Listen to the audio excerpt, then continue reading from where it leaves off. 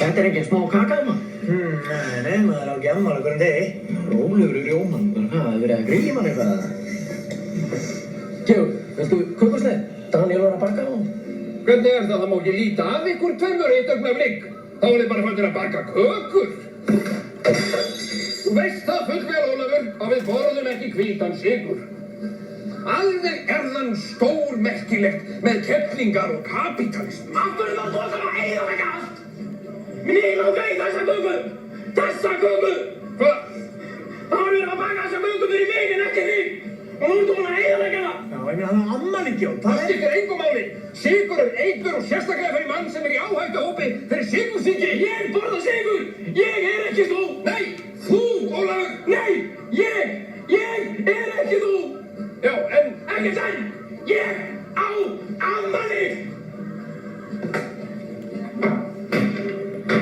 hvað er þetta allanast á hvítu hveitu sykri? Hann er síspikaður. Það er djöfasins hálfviti, maður. Nei. Þú